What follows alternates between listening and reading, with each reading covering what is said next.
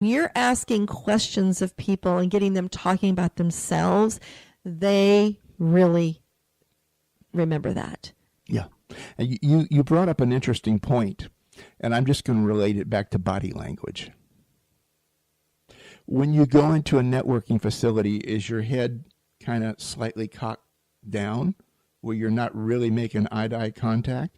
Are your shoulders pulled back like you're at attention and you're alert, or are they kind of drooped forward? Mm-hmm. Where are your hands?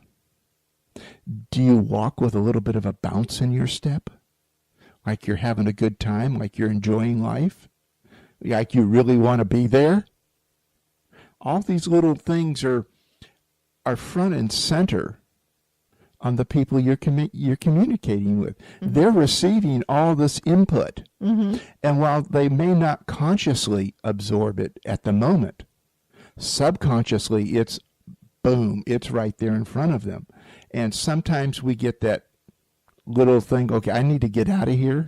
I'm not comfortable, not exactly sure why. And all of a sudden, I got to go see somebody over here. What is the best way to exit a conversation, though? Because, that can get uncomfortable. If you're in the middle of a conversation with someone, you realize that they're maybe dominating, and you really know that you're there networking. You don't want to stay too long in a conversation. It depends on the event, of course. But what would be one of the best ways to exit instead of just saying you got to go talk to somebody else? Should you wait until you end the conversation after you speaking or after they do? It would be me, mm-hmm. on that side of it. One of the things I like to do as a tactic, if I'm talking to somebody and I'm looking for something else, if somebody else walks by I know, I'll grab them, I'll put out my hand on their shoulder and say, do you know? And whatever their name is. Idea. Yeah. And you two need to have a conversation. Oh, yes, yeah.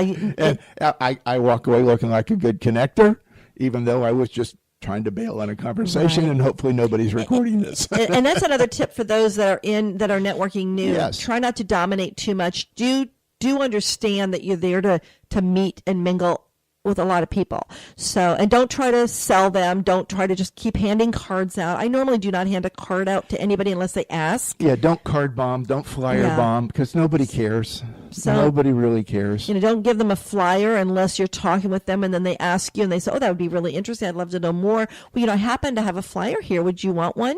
To take a look at it, and then you can go look at more online. Don't say, oh, here, sign up right now. I'm taking, you have to really be careful with how you do all that. So, yeah, definitely, and making sure you're shaking hands.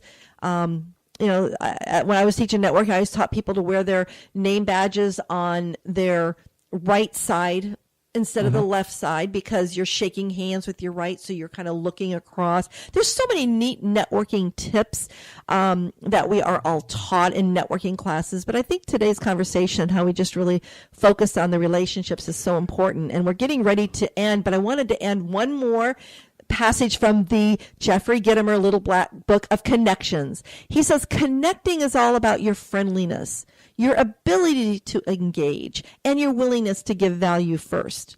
When you combine those three attributes, you will have uncovered the secret of powerful connections that lead to rich relationships.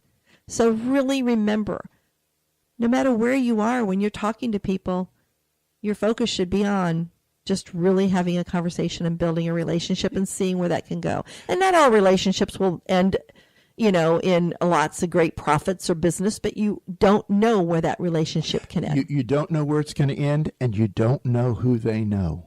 I know. And those are two humongous variables that we must consider in networking, because you need to look at networking as a business practice, just like accounting, just like making phone calls, just like anything else. You've got to build the relationship and let it flourish naturally. That's right. And I will make on our Social Radio Show page, we have these books listed for you so that you can look at these references and definitely take your networking to a new level. build those relationships, give that value to those that you meet. But with that, we are down to the last few seconds, Richard. So I want to just tell everyone, make sure you join us every Wednesday at 12 noon on talknetworkradio.com. Listen to the So Social Radio Show and make sure you have more fun and more profits.